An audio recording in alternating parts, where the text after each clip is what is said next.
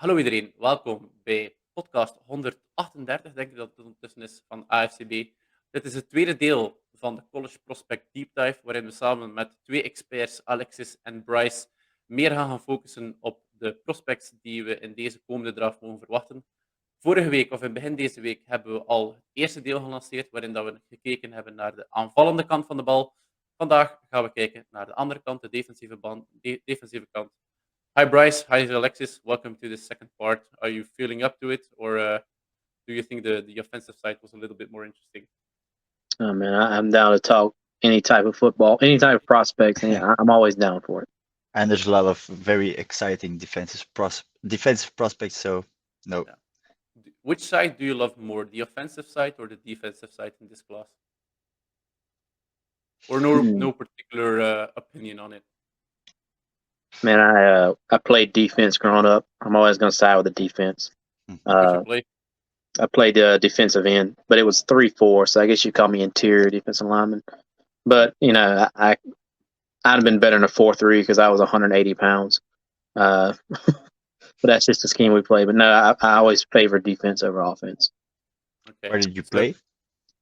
Scotland High School. I actually played with Zamir White. I don't know if I've ever told you guys that. Georgia running back. You didn't tell us. We went to the same high school. He's a couple grades under me. So, story I always tell about him. I was a junior. He was a freshman. We had a football camp every summer, and they'd invite ninth graders to it if they were something special. And I seen him, and he was the same size then as he was at Georgia.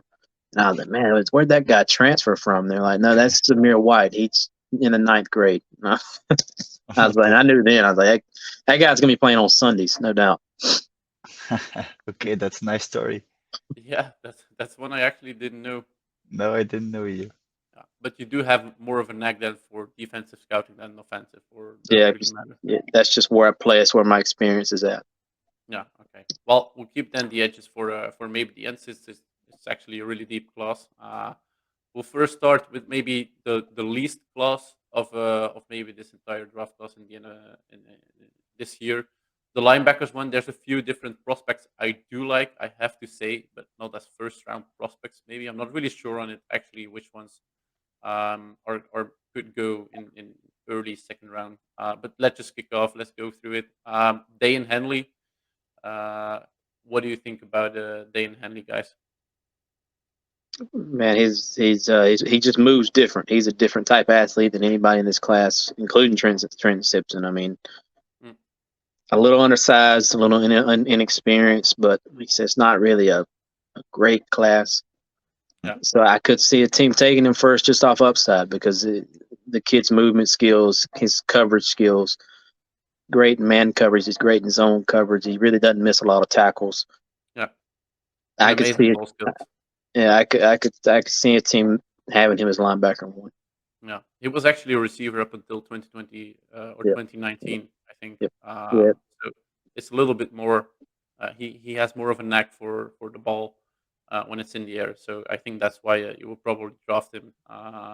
He's amazing in coverage, an explosive finisher, but still a little raw. Okay, Yep. he just transferred to linebacker or recently, so to say. So he still has a development curve, but it's a thing we can say for all prospects we will discuss later today in this draft class. But I like Dane Henley as linebacker one as well. I don't know about you, Alexis. Yeah, I like him as the first one too. Drew Sanders was actually a prospect that I liked the whole season actually. But Deion Henley has more upside than Drew Sanders in my opinion at this moment. So yeah, Deion Henley. Yeah, I think Drew Sanders. And let me just say this: we did a preseason analysis, and we kind of divided different teams since it's a lot of work to go through all the teams and prepare a document on it. And I had Arkansas. I mean, I love Drew Sanders, and you had a post on it. Maybe the underrated guy you want to see go through your team, and I just immediately wrote Drew Sanders. I love what the guy brings to the table. Was one actually of the first names I wrote down when I was looking into Arkansas. Came from Alabama, transferred from edge um, to linebacker, more of an off-ball linebacker. So he has that knack for rushing the passer, good horizontal speed. But maybe just the thing you could say about him is size. Could yeah, can't really do a lot about size, but that's maybe the one knock you can have on the guy. Yeah, It's just Sanders has got that body type though that's kind of being coveted lately. Like he's not overly big, but he's got those super long arms that can just close up windows, and that's just kind of a body type you've kind of seen coveted over the last few years. Just long arms that can shut down those throwing lanes. So he's another one. I wouldn't be surprised if he's the first linebacker off the board. yeah. He's just a little bit less explosive to me than Deion Henley is, and that's probably why I put him a bit higher. Yeah, no doubt. I mean, Henley's, like I said, he just moves different. He looks different when he's moving. But Drew Sanders is no slag of an athlete. I mean, he originally ended up in Alabama, and you got to be an athlete to be there. Indeed. Yeah, you could just There's some reasons, but you could say about all prospects why you maybe don't want him. Run defender or being a run defender is something he can improve a little bit more in. Yeah, but he was an edge until recently. So there's of course a learning curve from him, and I think we can Indeed. expect it from all prospects. But That's probably why he's ranked lower, because do you want the guy who's been linebacker for 1 year or the one who has been since no, actually he was a receiver. That's okay. Yeah, so they're both. They both moved positions. Yeah, that's crazy actually. yeah, and I think the third one, it's actually weird we're talking about him thirdly, but Jack Campbell, and I think he's the guy who's in most mock drafts as number one being taken. I like Jack Campbell as well, but I can say it about almost every prospect we're going to talk about today in the linebacker room. I like him, but there's always a but coming, and it's maybe a little bit more of an issue maybe with Jack because he's not that great in man coverage. He's high hipped, which makes him a little less fluent in his motions. Then the guy can shed blocks, can sniff out the ball. Is very good in the flat, and most important thing, I said he's not that great in man coverage, but I saw some great improvements between 2021 and 2022, which could indicate that he's still learning, and he definitely has a high upside, I think, in this draft class. See, I think Campbell has the highest floor, lowest ceiling of all these. But I think what Campbell is right now is what he's going to be for the rest of his career, which isn't bad. But, it just comes down to, would you rather have a sure thing or would you rather bet on the athleticism of Deion Henley? But at the same time, Campbell's no slag of an athlete. I mean, his combine was incredible. I didn't see that kind of athleticism on tape, which kind of worries me. He tested as well as he did, but I really didn't see that on tape. But I think he can be a solid linebacker for a long time. I don't know if he's ever, like a Pro Bowl or All Pro type talent. Yeah, he'll just be solid in the NFL, and yeah, that can be fine if you. Where do you see him going in the third or fourth round? I see him in the second. I might see him slip to the third. It's just I think that combine's gonna. I mean, the combine really doesn't mean a lot, but I mean, he tested crazy. I think his RAS score was like 9.66, which is at 6'4", 250. That's he's a hell of an athlete. It's just, do you take him over Trenton Simpson, who's also an incredible athlete? I don't know. It's just, I always said, these guys are really close together. I don't know how they're going to fall. I think it's indeed a toss-up in this class. I don't know if I'd be happy to draft a linebacker this year in the second round. It's like overpaying, I think. Yeah. But I do like what some of them bring to the table, and you mentioned Trent Simpson's like the fourth linebacker because there's this huge drop off in the class. Trent Simpson has also some things that you could like if you like a versatile linebacker. Like the guy played all over the field. I think 2021 moved a little bit more as a stack linebacker in 2022, but he has that experience to play all over the field, and he's a big dude for linebacker. He's 6'3", 230. So I like his size as well, what he brings over there. I think he's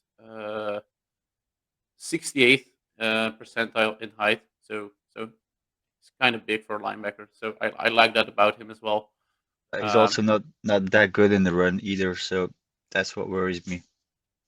yeah, but I think it's something you can say about all prospects. But it's Yeah, that's true. he's complete though. That's maybe one thing. It's difficult to put a finger on it. Mm. Where you on it, on Bryce? It's tough for me because those tweener linebackers always worry me. It worried me with Isaiah Simmons. It worried me with Hassan Reddick, which Hassan Reddick's found a role he could thrive in, obviously. But Trent Simpson's kind of that same guy. I mean, like I said, last year he played slot cornerback and strong safety. This year he's like a traditional off-ball backer. And 2021 he rushed the passer a lot too. It's just what is he? Where does he fit in? Maybe you can use him as a chess piece, but I think really you just got to find what he's best at. And I think that's why he's a little lower than all the rest of these guys. Because at least we know what they are. We don't really know what Trenton Simpson is. Mm-hmm. Yeah, he doesn't excel at one position. You can use him as a jackknife, so that's nice. But do you want that, or do you want a player who really excels at one position? I don't know. Yeah, I mean, like I said, Hassan Reddick we looked at as a bust until somebody finally said, "Why don't you just rush the passer?" And then he's an all-pro top guy. And then you got Isaiah Simmons. His career has been kind of disappointing so far for the same reason. Which I blame Arizona more than anybody. They just don't know how to use him. But they kind of just try to play him all over the place instead of just sticking him in one role. Yeah. I don't know if there's other linebackers you want to talk about. I heard you mention Dorian Williams before when talking about Tulane. Dorian Williams and Ivan Pace, those are my two late guys, like past round 4 that I like. I had Ivan Pace as well. Yeah. Ivan Pace is just a dog, and he's undersized, but man, that guy he plays like his hair is on fire every snap. He finds the football. He wants to hurt you when he gets his hands on you. He's just got that type of mentality, and I like that. Dorian Williams I think Dorian Williams just has untapped potential. I think he's good in coverage. He could put on some size, but I don't know if you've seen the guy. I mean, he's built like a bodybuilder. He can put on some more weight and be a better run defender, but I think he's already good in coverage. Just got to improve as a run defender. But I think that's something that you can maybe start to accept in later rounds. Like, you're not going to see the most well-rounded talents in day 2, day 3. You always have something that either he's going to excel at one thing greatly, and then the other things are just going to be, the other traits are just going to be average or below average. And I think if you can expect that or accept that, Ivan Pace is like a great pickup in later rounds if you just want him. Yeah, I mean, people rush all over the place, and I'd love him in my team to fit that role. Yeah, I faded Malcolm Rodriguez last year. But, I mean, I love Malcolm Rodriguez's tape, but you don't see a lot of 5'10" linebackers running around, and I won't make the same mistake with Ivan Pace. I love his tape. I'm going to accept his size for what it is, and I think maybe just one last question about the linebackers. Noah Sewell was very highly regarded at the beginning of the season, and right now he just dropped. We didn't even talk about him. What do you think about him? Yeah, he changed his direction like a 18-wheeler. I mean, that's his problem. I watched him against Georgia. I mean, Brock Bowers run by him, and he had to completely stop to change directions and run with him. That's not going to fly in the NFL. And I dropped him immediately after that Georgia game. I was just like, the dude can't change directions. I mean, I posted yesterday, I'd like him better as an edge than as a linebacker because he's strong at the point of attack. He's got good hands. He's got a decent bag to be an inside linebacker. I think he'd be better out on the edge where you're not asking him to drop into coverage a lot. Yeah, a bit like Reddick, just rush the passer. Just rush the passer. I mean, maybe you might drop into coverage every once in a while, but you don't want him doing it often. Yeah, okay. It's like I said, it's okay to excel at one thing specifically and get picked up for that. Like, if that's the role that he accepts in the NFL, then he could be a great player in that specific role. I think that can conclude linebackers as maybe the weakest class in this Yeah. draft class. Maybe the one other class I'm not entirely sold on is the safety one. I think if you look at it, there's actually only just really one guy sticking out, and then you have maybe another one or two. But in the safety class, I really like Brian Branch, the safety from Alabama, and I know already what argument Alexis is going to bring in a few minutes when we're talking about him. But like the guy is an exceptional tackler.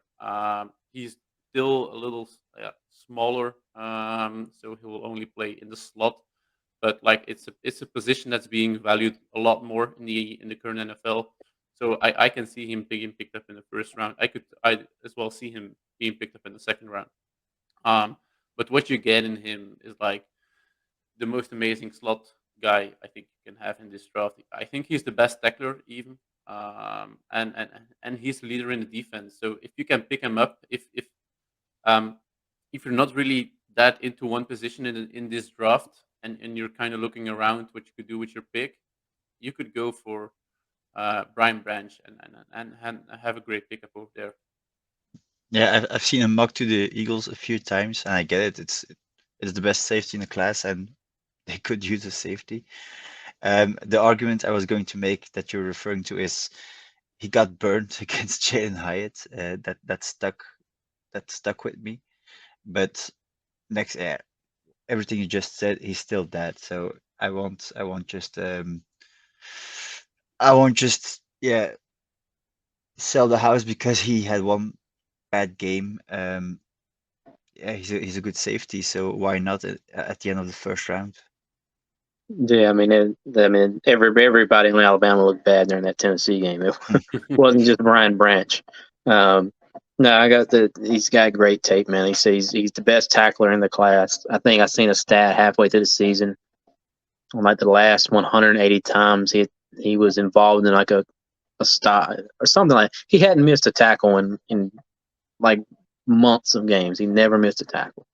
It was just something crazy. If he's around the ball, he's making the tackle and good in coverage. I don't know if you can really call him a safety. I think he's more of a slot cornerback, like Jules was just talking about. I don't think he's a guy you're going to put in center field, roaming sideline to sideline. He just doesn't have that kind of speed. I think you want him around the line of scrimmage making plays. So slot corner is what I would call him. Yeah, but then it's like Kent said, it's a very big drop off from Branch to the other safeties. It's like not even an argument to be made for another safety to be put at number one. No, I think Antonio Johnson, like we talked about him on the offensive side, he was on Texas A&M, who was just disappointing all around. Yeah.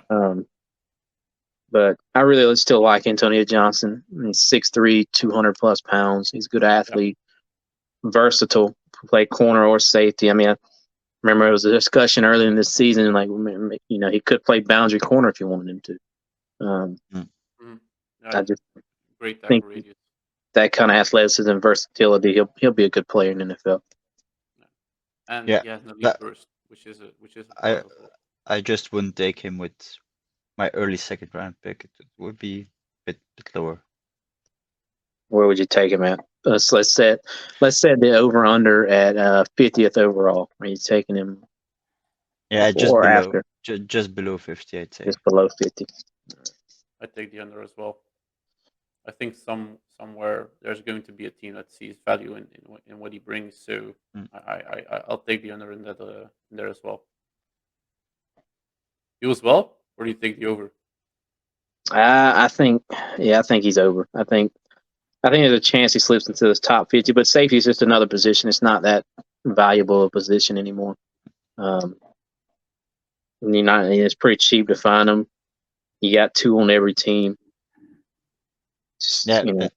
That's true. Look at what the Eagles did with Gardner Johnson. It was like 1 year, and then he played well, and it was just bye. We'll take someone else.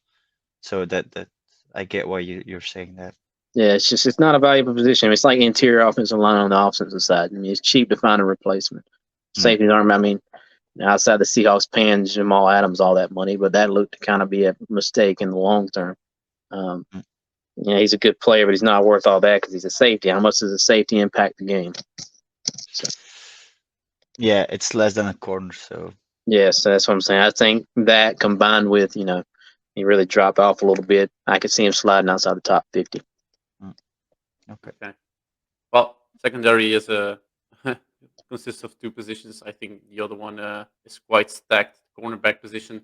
Yes. I yeah with some convincing tone that you have over there. But like the cornerback position, I'm not really sure who's one or who's going to be taking one. I'm seeing more arguments for Christian Gonzalez in the latest few days. Previously was Devon Witherspoon, but I think you can make an argument for both guys depending on just what you like.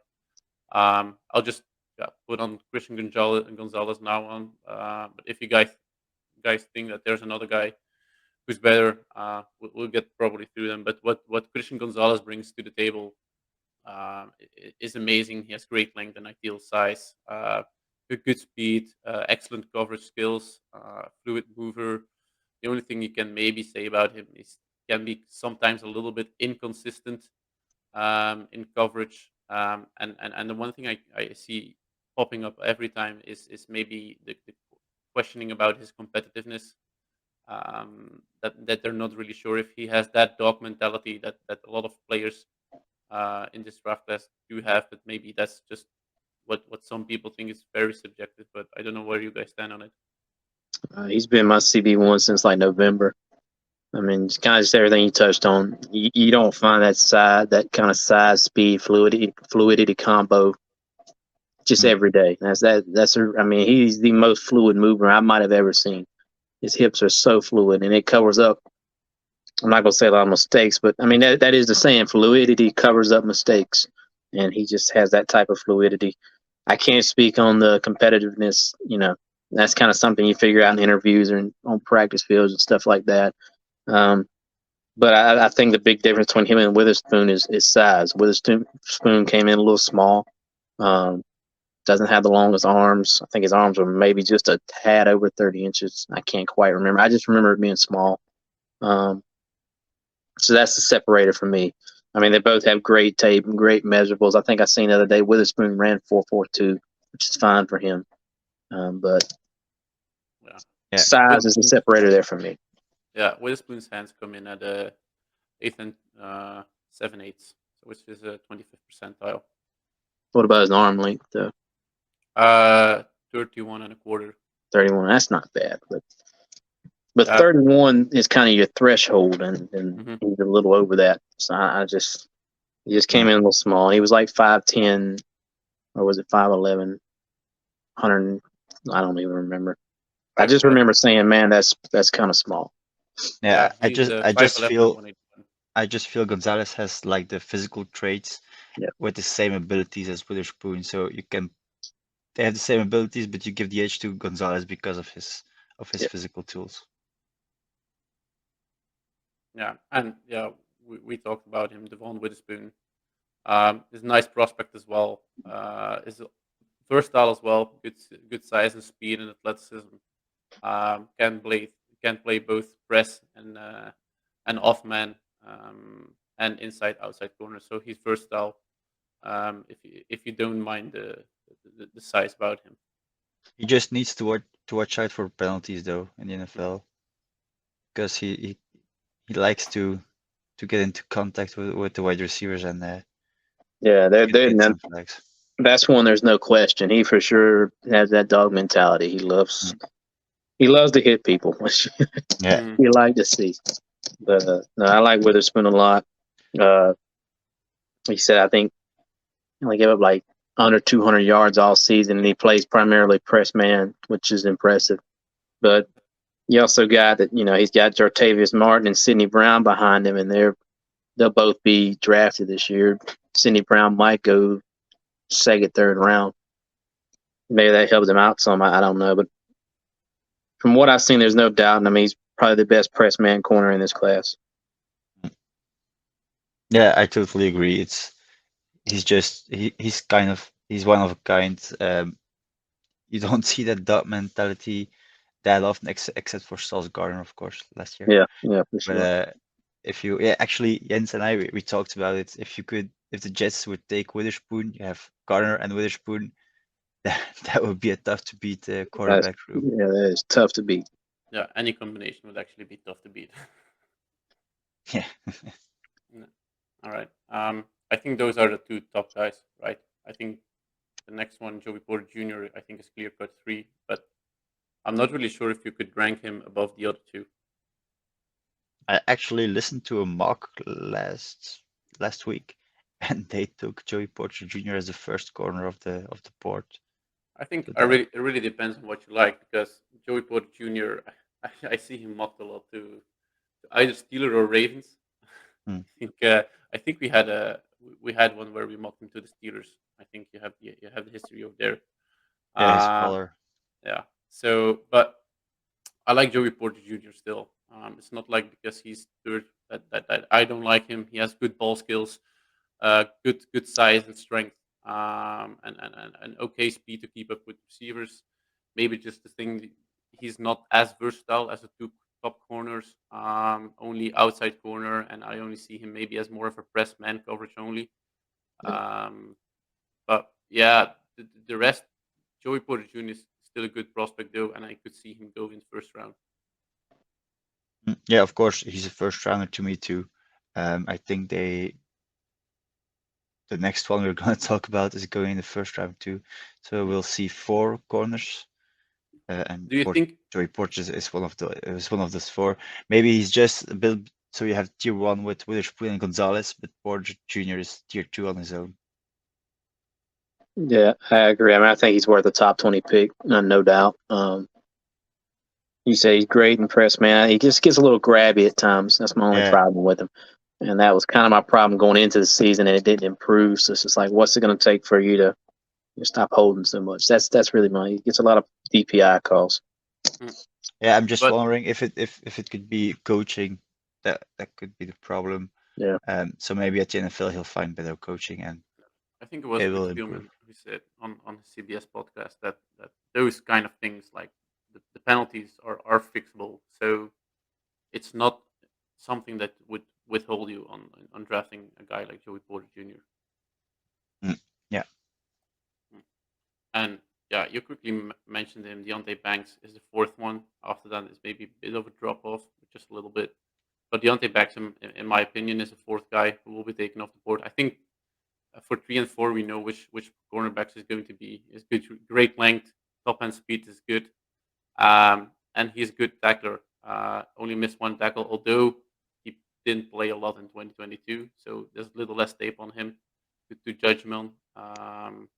But still, the pros are there. The cons, okay, injury history. He didn't play a lot in 2022, if I'm not mistaken. So he did. You could maybe ask the question there if he's as durable as you want a cornerback to be. That was my only thing on him. I mean, like you said, the top end athlete. I think he won the highest RAS scores ever for a cornerback. Great and press man, good instincts. He's a very physical player, but I didn't see that type of speed on tape that he ran. I think he ran like 4.3s maybe, or low 4.4s. 4.35. Yeah, I didn't see that type of speed on tape, which kind of worries me. And then, like you said, the injury concern. Is he durable? But outside of that, no, I think he's worthy of a first round pick as well. Yeah, that's why he's like the clear 4th running back. He won't go. I don't think he should go before Joey Porter Jr.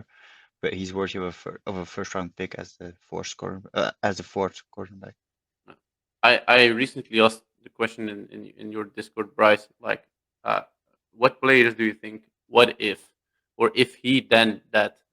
Could you maybe say about Deontay Banks, if he was or had more tape, consistent tape, he could be in the conversation of being a tier 1 cornerback? I'm not saying he's going to be the first one, but could he have been a tier 1 quarterback, a cornerback? Sorry, if he had more tape on him that showed what we already saw in previous tape.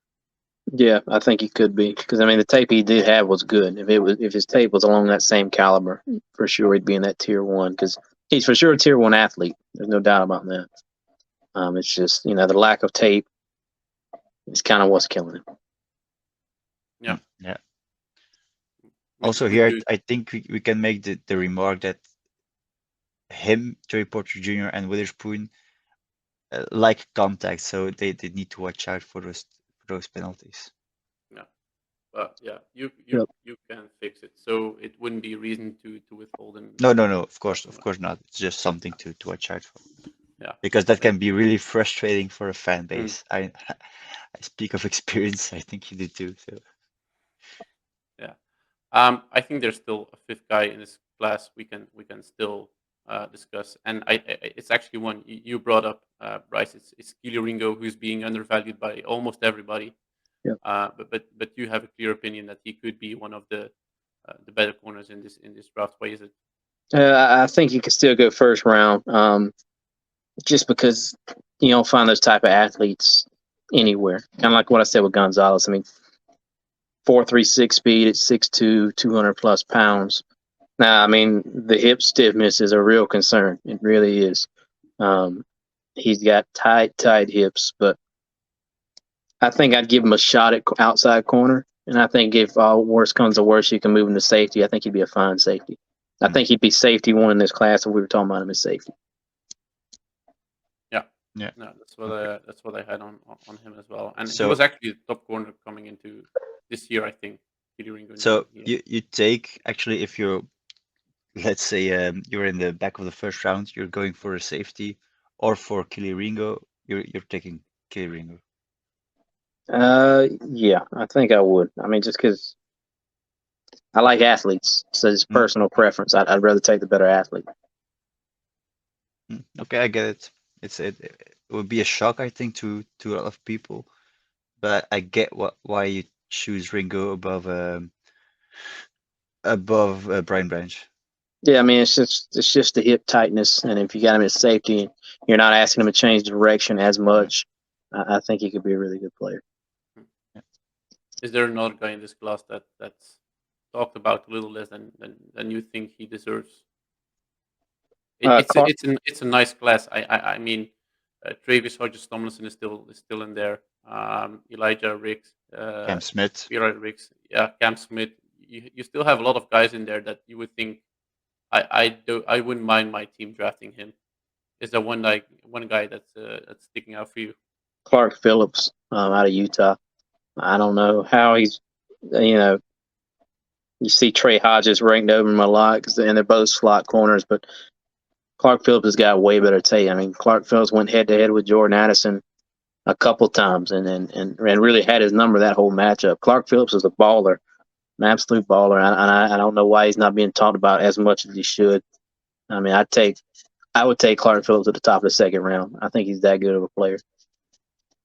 But most places you see won't even have him as top 10, and he is limited. He'll be a slot corner only. Let me make that clear. I mean, he's not a guy you're gonna put on the boundary, but he's just one of those guys, man. He's just a football player. He's a good football player, regardless of where you want to put him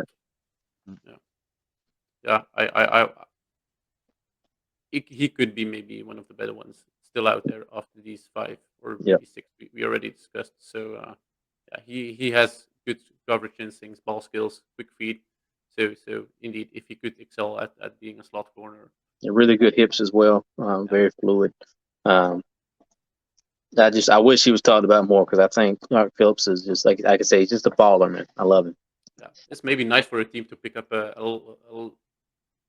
maybe a bit of a player who's less talked about without being overhyped. And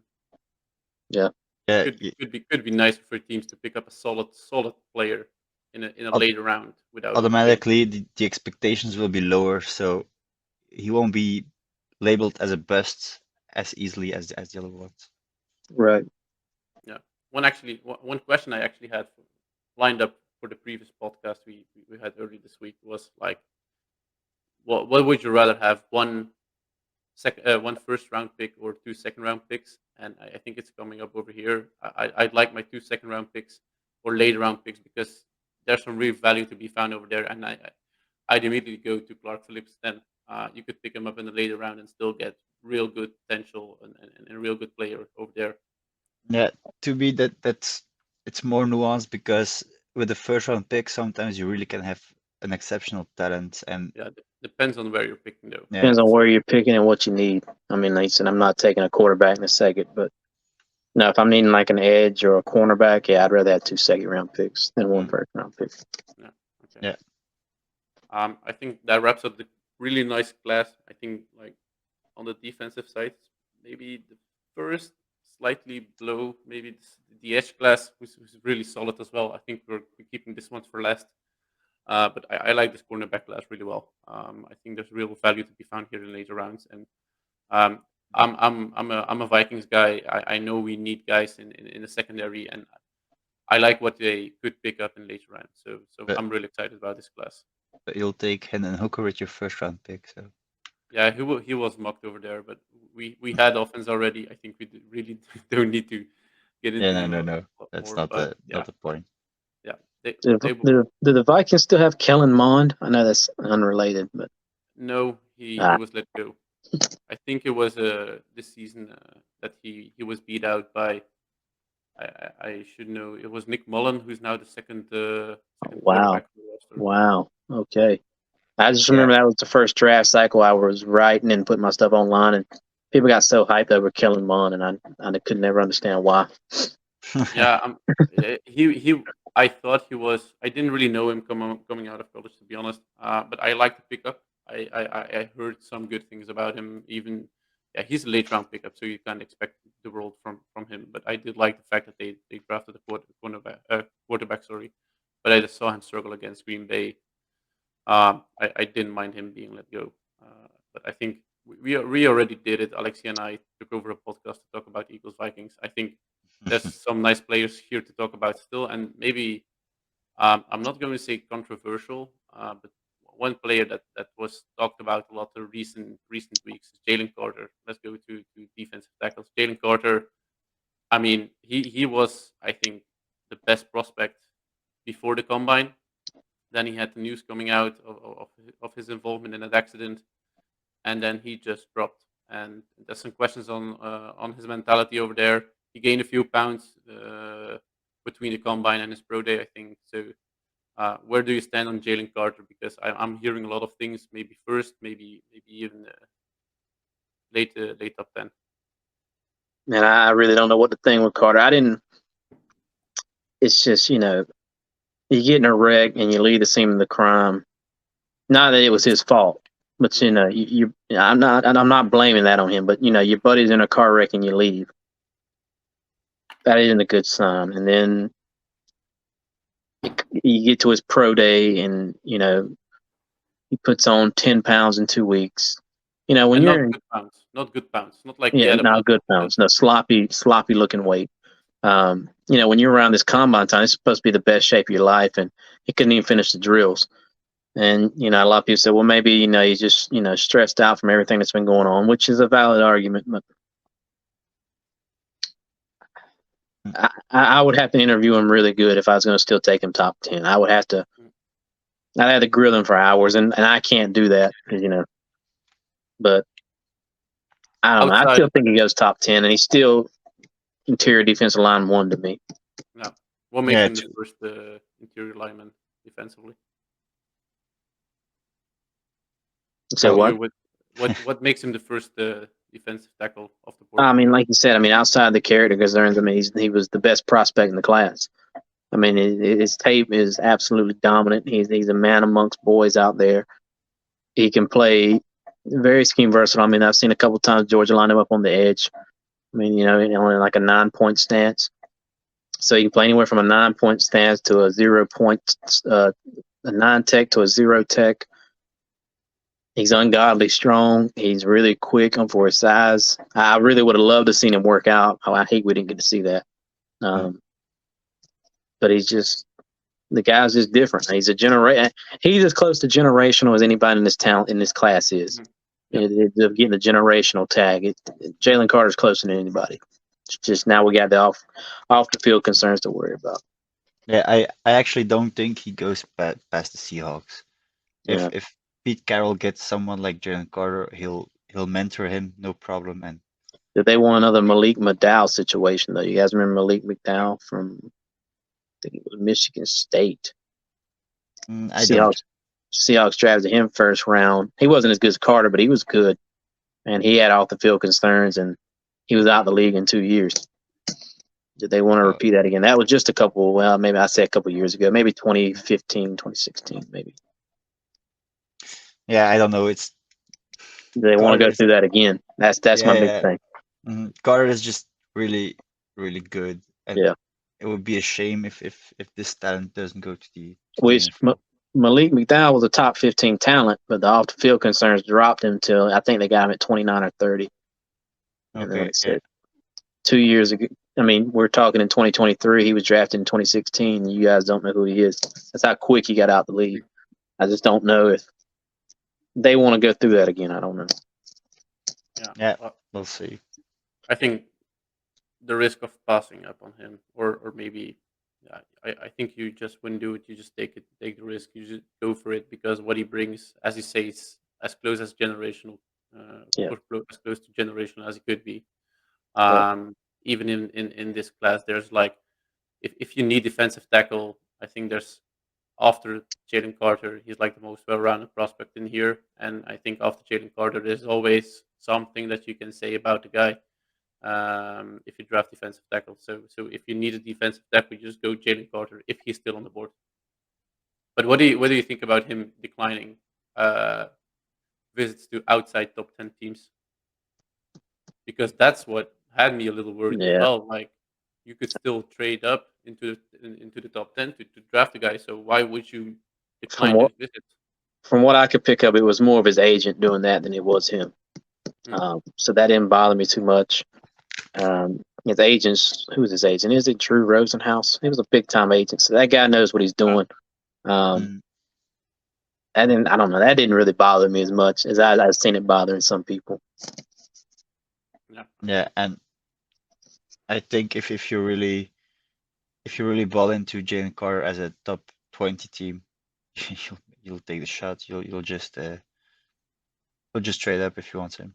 Yeah, I mean, even if you didn't, if let's say if you're Bill Belichick at 14, you hadn't interviewed Jalen Carter, you're still going to take him at 14 just because you know the reputation. But we talk. You hear Deion Sanders talk about all the time. He went to a pre-draft meeting with the Giants.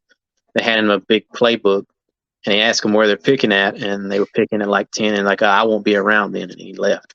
And we'd laugh about that, but then Jalen Carter trying to tear him down for not interviewing with top 10 teams. It didn't bother me. It's the same situation, so it doesn't bother me. Deion said, I'm not reading all that. You're not going to be there. I'm not going to be there for you to pick. So it didn't bother me. Yeah. Now I'm just let's go further because, as I said, there's not a drop off really. Okay, there's a drop off, but there's a drop off. Like the talent that's a defensive tackle is still there, and in my opinion, I think I'd go Brian Brzee at defensive tackle too. I think like there's always from Kansi and Malcy Smith, there's some things I don't like, and in Brian Brzee I can find a player who's just athletic. Like that's one of the top reasons to buy in. He's quick, he finishes plays, and he's scheme diverse, so you can use him in a lot of different ways. The thing he has maybe is that he didn't develop that much from his freshman season at Clemson. The growth wasn't really there, and of course he had some of the field things going on this year, injury wise, and then the death of his sister. So these things, okay, his sister passing away is not something really can account him for, but like durability issues, injury wise, is something that is there, which makes him maybe a little bit less of a prospect. But if the guy can stay healthy, he's one of the second what if, or if he guys I have. If he could stay healthy, then you have a really nice defensive tackle coming into your building. Yeah, you can't even really blame. I don't really blame Brzee for being underdeveloped either. I mean, because Miles Murphy is too. I think that's just coaching at Clemson. They're not really developing these guys well. But kind of what you said. I mean, if he can stay healthy and if he can develop, he can be a great player. And to me, that's worth betting on in the first round because he's that type of athlete. To me, it's also good to see after his injury, he was still one of the best defensive tackles in college. So the injury didn't make him drop off in productivity. So that's nice to see.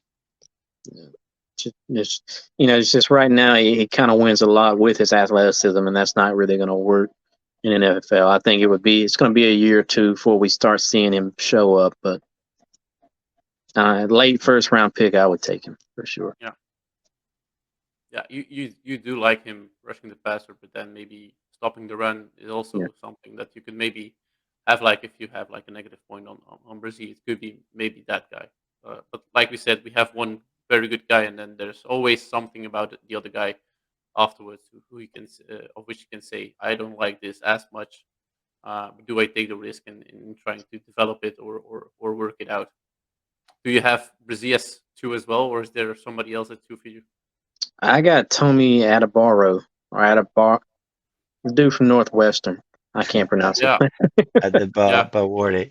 Yeah, boy. I got him in Deer. I mean, a lot of places see him. I think PFF has him ranked as an edge. I just don't think that's his role. I think he's a 3 tech at the next level. And I love him. I've loved him all year. The Ohio State game really sold me on him. He was just he dominated the line of scrimmage for 4 quarters against what we consider a really good offensive line in Mhm. Ohio State. So a lot of people have him ranked as an edge. I rank him as an interior defensive lineman, and I got him interior defensive line too. Would you draft him because he's that versatile? Because indeed he can play all over the line. Is that maybe one reason why you would draft him maybe first, or not first, but like just before Brian Brzee or College-adepten? Yeah, he's versatile.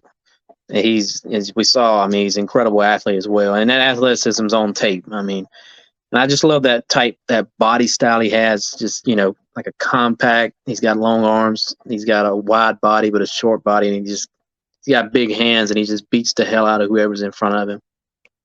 That's just what I like in a defensive lineman. That's also why I'm not that high on college-adepten, because he's short. He has short arms, and it kind of worries me that he won't be able to really shine in the NFL against those big offensive tackles. Yeah, I mean that's really a separator for me too, because Tommy has 34-inch arms as opposed to Kancey having 30-inch arms. But yeah, I mean Kancey's good. I like Kancey a lot. I had a 2nd round grade on him all year, and that's probably still where I would take him. I don't see the 1st round hype he's getting. I like him in the 2nd round. Yeah, it's kind of the same for me. He has good abilities. He has a good swim move. He's quick, but it's just his size and his arm size that bothers me. Kind of like it did with Skoronski. That's why he's not seen as a pure tackler. That's the same issue I have with Kancey. Yeah, well, he does have, and maybe that's worth mentioning. Like he does have good lower body strength, so he can take on an offensive lineman. But will he be able to take on 2? Probably not. So, but he makes up for his size by having very good lower body strength. So that's maybe one of the reasons why he still is considered as a top prospect in this class, because he can kind of like compensate one with the other. The other one is too big of a negative, but yeah, it's not that he is going to be pushed away all the time. He has some good anchor. Yeah, I just don't know, because there's a big difference in college at Pitt and the NFL, and I need to see it. Yeah, I think so too. And he's, I mean, after Jalen Carter, there's a lot of things to discuss about each prospect. And Elijah Kancey is maybe the one I draft last of all the prospects we're going to discuss, because of his size, is going to be such a hindrance. But we do still have Malcy Smith, which I like, from Michigan. More of a nose tackle, so not really that. He's not going to play all over the line, but he can be very good nose tackle. He's like 309, 6'3", I think it was. He's athletic. He has the ability to rush the passer. He's shown it already on tape sometimes, not always. Yeah, Go ahead. That's the big knock. All I was going to say is, it shows up, but it's nowhere near consistent. He's just, I don't see him as a pass rusher right now. He just, that you might can develop him into one. Yeah, so he's more of a prospect, But if you want a nose tackle just clogging up the lanes, then you've got a good one in Mazi Smith. I think. Yeah, we talked about Carter, Kansi, and Brazil. You can't really compare him with those three. It's just another type of player. Yeah. You probably look at the other ones first because they have more impact, I think. But yeah, like you said, if you get Mazi Smith in the later rounds, it's fine. It's a very good player. So Where would you like him to go, Bryce? If we're talking about Uh, I think I'd take Mozzie at the back end of the second, early third. Honestly, as just a pure nose tackle, I like Siaka Ika better out of Baylor. If you're looking for that, I like Mozzie though. I just think right now Siaka's better at what a nose tackle's supposed to do. I would take, like I said, I'd probably take Mozzie in the third. He's worth the top 100 pick. Yeah, but Ika is like 360 almost, so he packs on a little bit more than Mazi Smith. Yeah, I get it. Why? Are there other prospects on this defensive line that you may like? Because I'm thinking Javon Dexter, out of Florida. He was like preseason, I think, quite interesting to follow, or they hyped him as an interesting prospect to follow. But I don't know if there are other guys, according to you, that are interesting pickups in later rounds. Keon White is another guy, kind of like Tommy is. You'll see him ring with the edge guys, but he's 280. I think he'll end up playing. I think he'll alternate between the two, but I think he's better as a interior defensive lineman. It's Keon White out of Georgia Tech. Mhm. Incredible athlete, strong hands, great get off. Already deep kind of bag of pass rush moves. I think he's that probably 5 tech, hand of the dirt type guy. But I have him ranked actually above Brissy. I got it Jalen Carter, Tommy, Cansey, Keon White, and then Brissy. Okay. okay. I heard you talk about Keon White in the other podcast as one of the nicer guys to follow. So I started looking for him as well, and I get what you mean. Yeah. But yeah, I like him a lot. That's the one guy I'd say keep an eye out for. Okay, all right. Well, maybe it's like a smooth transition now to the edge, since we've talked about Keon White. Like, I think this is the last class we will talk about today. There's like some guys over there who are either controversial, as when are they going to fall, and other guys who like blue chip talent, and the one guy who's probably being talked about the most as maybe the best prospect we have in this class, Will Anderson Jr. Like this guy from Alabama, Edge from Alabama. He's so versatile. He's just a straight up bully in the rush. He doesn't come off the field. He's so explosive, and he doesn't go past three if the Cardinals are picking at 3, which will probably not be the case. But yeah, he's maybe the best prospect in this class, most well rounded. Yeah, there's not much to say about him that hadn't already been said. He's that dude. He has been for the last 3 years. I think he should have won the Heisman last year over Bryce Young. I mean, he was that dominant. Well, I say last year. I mean, the year before. But he was just that dominant that year, and he kind of saw more double team looks this year, and maybe he was kind of trying to protect his health, and he just didn't look as good this year. But I mean, Yeah, the year before that, he was incredible. like I talked about it earlier this week. In the Texas game against the Longhorns, Will Anderson had a lot of penalties. So like twice or 3 times he was flagged for offside, and then once for a personal foul. So he in the big games, I think he needs to calm down a little, because against Tennessee, like you said before, the whole team was bad. Against Tennessee, he did the same again. So he gave up yardage through penalties, and Will Anderson is a very, very nice prospect. It's just like you said, you can coach the penalties, but that's maybe one negative point we can name for Anderson. Yeah, I mean, you got to really nitpick to find major problems with him. I mean, he doesn't have any. I mean, he's a little, his hips are a little tight. He doesn't have like crazy bend, but he bends well enough. Yeah. And one thing, but it's more like room to grow than like why you would draft him. But Yeah. he only needed like his bull rush at Alabama to overpower tackles. So it's going to be nice to see how he can develop these other moves as an edge. But it's more like he will learn them in the NFL. It's not like there's a knockoff on that guy because he just used bull rush against these offensive lines in college. He's I the think he'd first be. non-QB. Go ahead.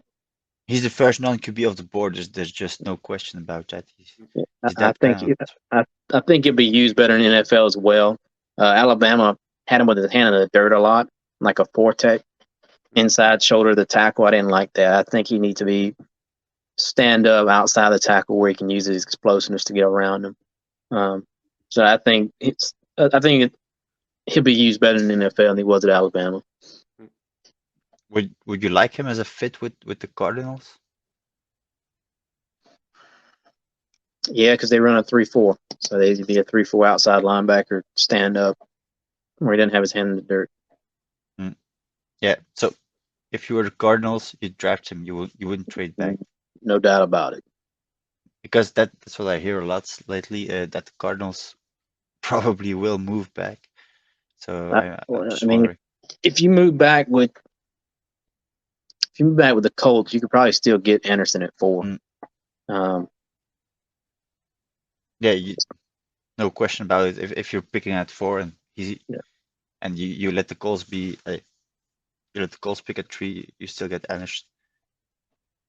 Which, I mean, you see, you got the guy, it was his name, Gannon from the Eagles. Eagles like those big guys. Maybe they want Jalen Carter to fall to them. I don't know what they're trying to do. I mean, they did lose Zach Allen and J.J. Watt this year. So that's 2 interior defensive linemen gone. Maybe they go after interior defensive line. But if I was the Cardinals, no, I'd take Will Anderson, figure the rest out. Yeah, still, I don't think they can go further than the Lions. Because if it's not Seahawks, it probably will be the Lions that take Carter. Yeah. So yeah, it's up to them. Yeah, Will Anderson is the first edge of the board, and then the discussion starts, right? You have a few different prospects. I'm still going to take Tyree Wilson as maybe the second one because I like the size he brings to the table. It's probably his best trait, along with still some strong bull rush. He's really fast for someone his size, and he's versatile enough to play like a variety of techniques. He could fit in a 3-4 or a 4-3. So you're drafting someone who can fit all different kinds of defenses. So that's one reason why I would draft him as a second one. The only thing you can maybe say about him is that against the better opponents, like I think it was Oklahoma, he didn't have the best tape to put forward. Like his production came against maybe a little bit of the lesser teams out there. But yeah, he's shown it on tape against the smaller schools and smaller programs. But yeah, if you could bring it to the NFL, be developed a little bit more, and I think he could be a very nice prospect. That's why I have him as a second edge of the board. Yeah, I mean he's got great length and he's ungodly strong. There's plenty of times on tape he just throws whoever's in front of him out of the way. Consistency is a big thing you want to see, and I think right now he wins a lot with his strength, which is why when you've seen him in the big games like that against better competition, he did kind of struggle a little bit. I think he kind of what we've been hitting on this whole time is these guys aren't finished products yet. He's just got to add to his arsenal a little bit, get some better moves. Right now, it's really just a bull rush and maybe a club every now and then. That's about all he does. Yeah. But no, he's edge 2 for me as well. Okay. Why would you take him above Van Ness? I mean, I have him above Van Ness too, but why? Because Van Ness has been getting a lot of hype, then suddenly he's overhyped, and he's been going back and forth. So I'm just wondering, what's the difference between Wilson and Van Ness? Van Ness was never the full-time starter at Iowa. That's my major concern with him. I mean, they rotate a lot, and then when he was playing the interior. He didn't really play on the edge that much. I like Van Ness a lot, but I mean, Wilson's better off the edge right now to me, and he's got a lot more tape to back that up. Okay. But the problem, I mean, not to call it problem, but the thing at Iowa was the rotation is based on seniority, right? So that's why Lucas Van Ness was a little bit less used than he probably would have been at any other program. But like, and like I said, I'm not saying he was a rotational piece because he wasn't good. It's just that's how Iowa is, and I can only go off what I got. And when he was playing, a lot of the times he was rushing from the interior. He wasn't even on the edge like that. Maybe it's besides the point, but why does Iowa do that? It's like, why would you go to Iowa if you know you're not going to play because someone is older than you? I mean, Iowa is well known from having well coached kids. NFL teams love them because they're well coached. I don't know. I guess it's kind of like going to New England. You just buy into the culture, and that's just how it is. And I know I'm going to be a well coached player when I come out of Iowa. Yeah, I can appreciate that. Yeah. Is he the third edge of the board for you? Yeah, I got it. Will Anderson, Tyree Wilson, Lucas Van Ness. Yeah. And then Then I have Nolan Smith. I had Nolan Smith actually as 3 maybe, but yeah, it was going back and forth actually between Van Ness and Smith. I got Miles Murphy 4th. I might be a little bit different here. Yeah, but I think that's the thing about this class. You have Will Anderson, and then it's just a matter of taste. Like, what do you like better? What do you prefer? And I think this is jumping all over the place, and I'm not really sure how it will, how the pieces will fall on draft night. Which one will go second, third, fourth? But I mean, all these different players that we will still discuss today are very nice prospects to select. I would. Do you take Miles Murphy because of his size and his strength?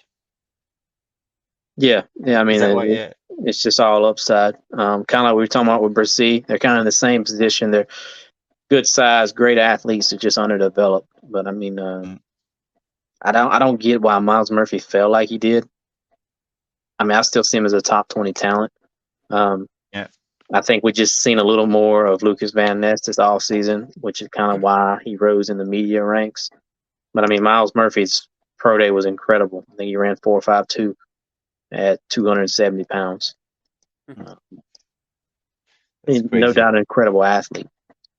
Yeah, I think the thing that probably is the case. Well, because Miles Murphy isn't probably ranked as high because there's the things that you see in his tape that are things you don't like, are things that probably are no goes for teams, like not finishing plays all the time.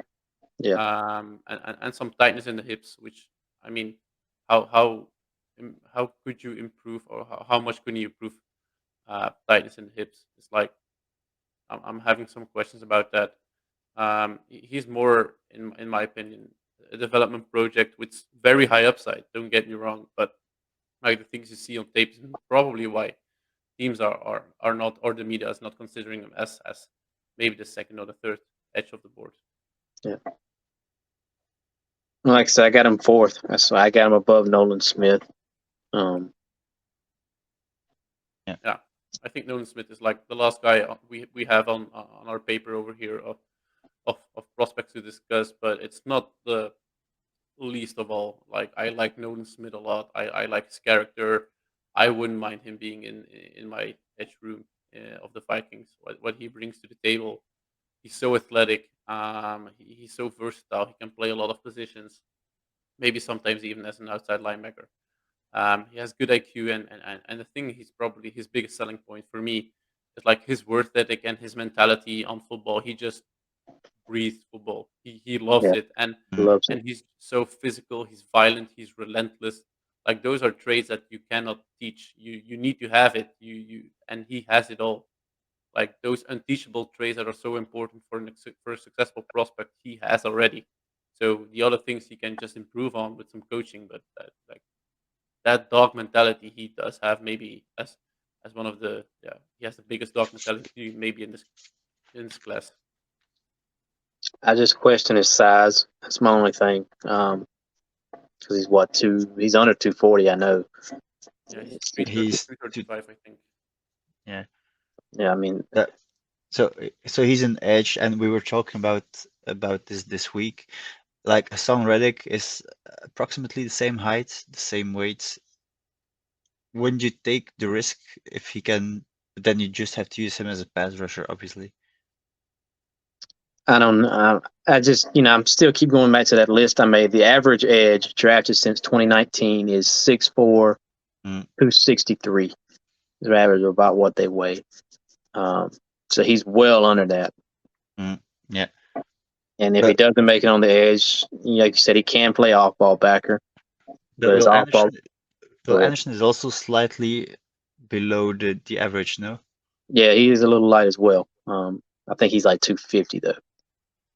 245. He's 250. Yeah, right at 250, which I guess that's still 15 pounds on Nolan Smith. I mean, like I said, I can deal with a little small, but I mean, he's 30 pounds under the average. It's quite a gap. I would take him probably back in the first, probably like him early second pattern. Him and BJ Ojulari at LSU are kind of in that same tier for me. Okay. What about, I'm gonna butcher his name, but Anudike Uzoma, because you see him mocked a lot, also at the end of the first round.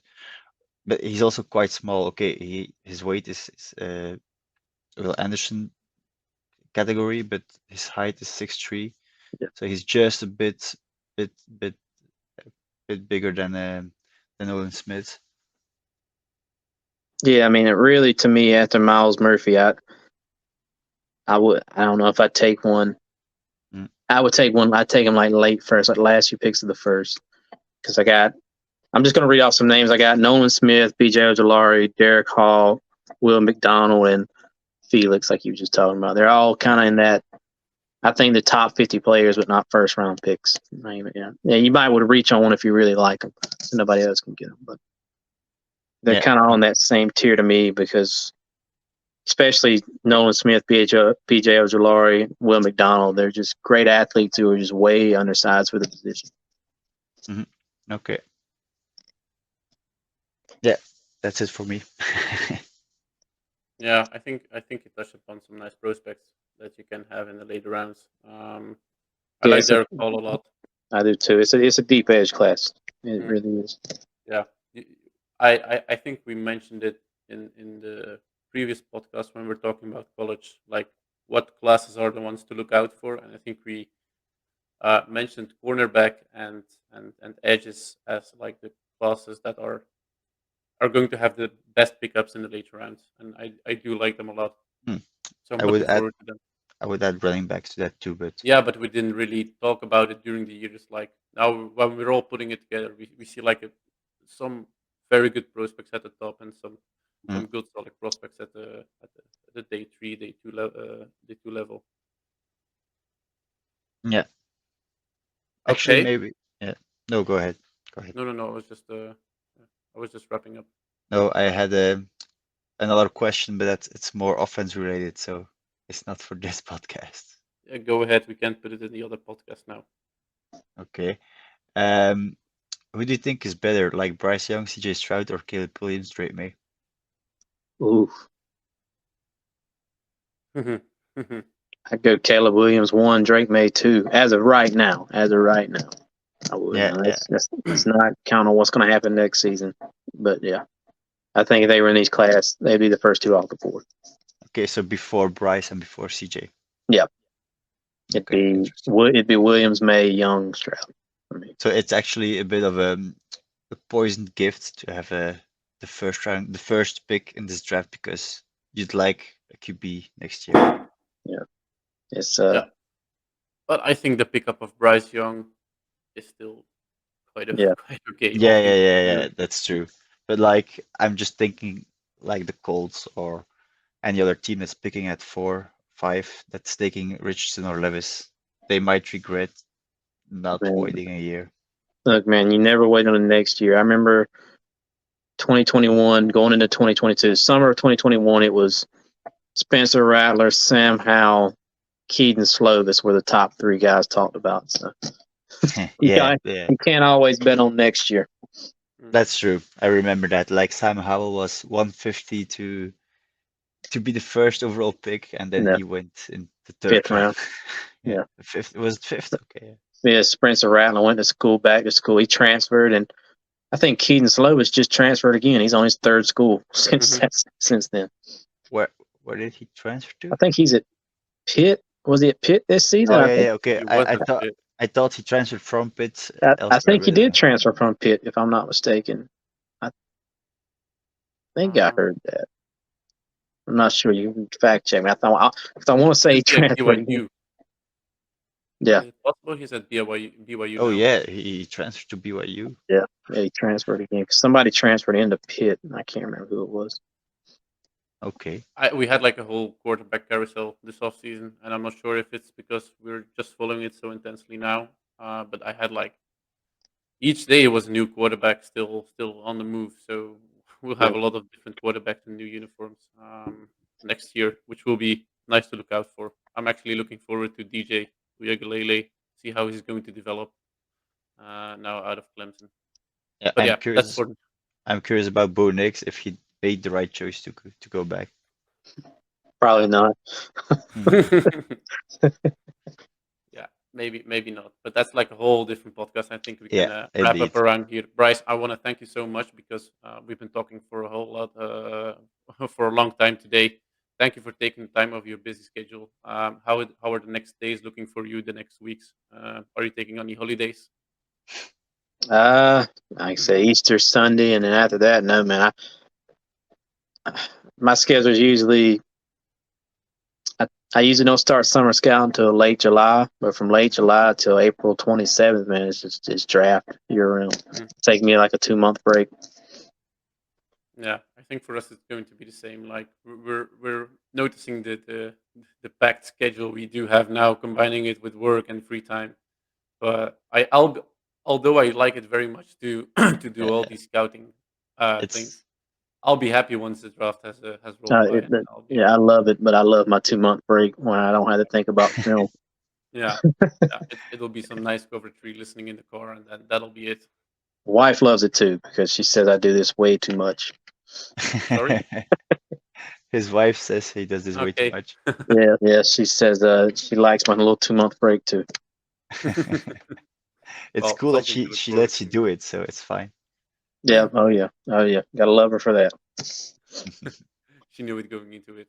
All right, Bryce, thank you very much. Alexis, ik ga je ook bedanken voor al je tijd die je hier hebt ingestoken.